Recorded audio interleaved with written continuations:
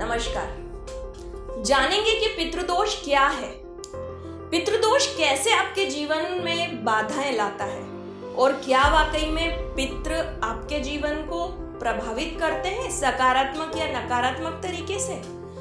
इन चीजों से बचने के उपाय क्या हैं या इन्हें संतुष्ट करके एक सफल जीवन जीने के लिए क्या उपाय आपको करने चाहिए, ये बताऊंगी।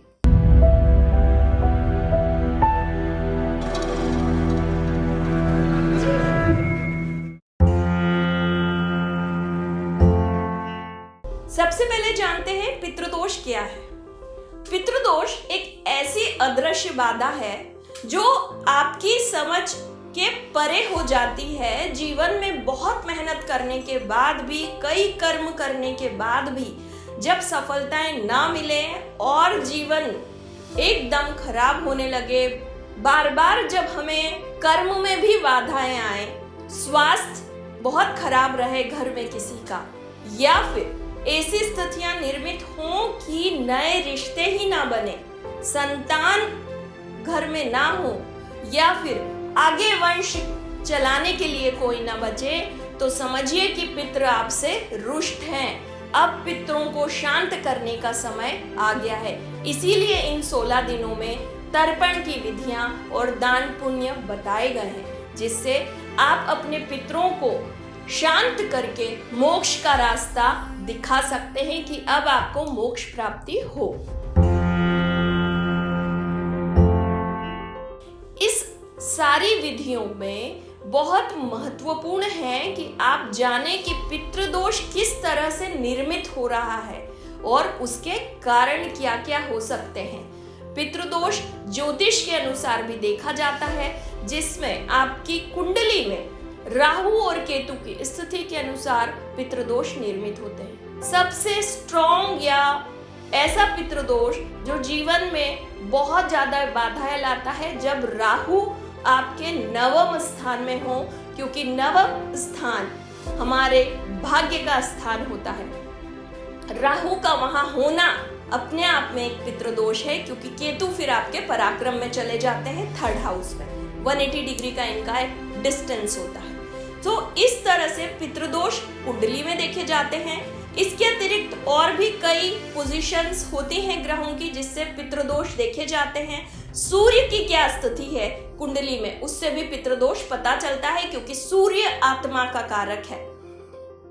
पितृदोष जब आप कुंडली में डिनोट करवा लें या आपको एक अच्छा एनालिसिस होने के बाद पता चल जाए, तो आप पितृदोष की पूजा, हवन, पूजन, शांति अपने पितरों के निमित्त कर सकते हैं। इसके अतिरिक्त कुछ और मेजर पॉइंट्स हैं जिनको हमें जरूर देखना चाहिए।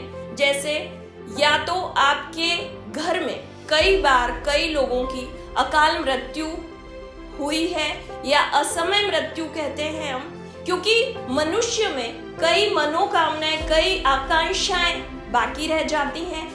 एक दूसरे के प्रति प्रेम या द्वेष बाकी रह जाता है शरीर त्यागने के बाद।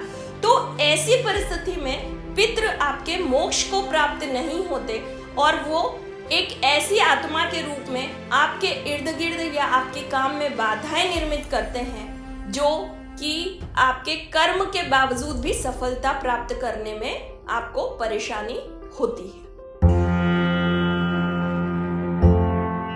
पितृदोष के निवारण के लिए क्या करना चाहिए, अब हम इस पर बात करेंगे।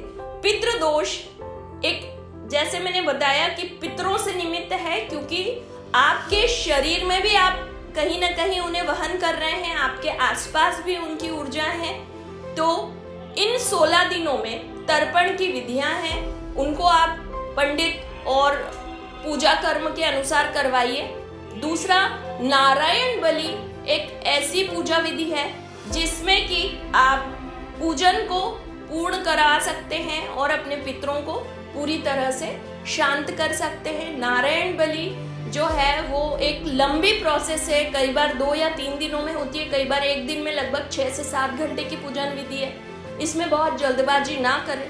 हम कई जन्मों से पितरों की चीजों को कैरी कर रहे हैं, तो ये एक दिन हमें जरूर उनके लिए देना चाहिए। और पितरों की यदि ब्लेसिंग्स आपके ऊपर हैं, तो यकीन मानिए कि आपके बहुत नकारात्मक स्थितियों से भी निकलने के रास्ते बन जाते हैं, क्योंकि अदृश्य रूप में पितृ आपकी सहायता कर रहे हैं। इसीलिए पितरों को शांत रखना और उनको देव स्वरूप बनाना हमारे ही हाथ में है। इन पितरों की पूजा और विधियों के अतिरिक्त दान पुण्य भी बहुत महत्वपूर्ण है। आपके पितरों को जो भी पसंद हो वो उनकी एज ग्रुप के लोगों तक आपको दान करने चाहिए। उनसे संबंधित कपड़ों का दान, भोजन का दान जरूरतमंदों को जरूर करें।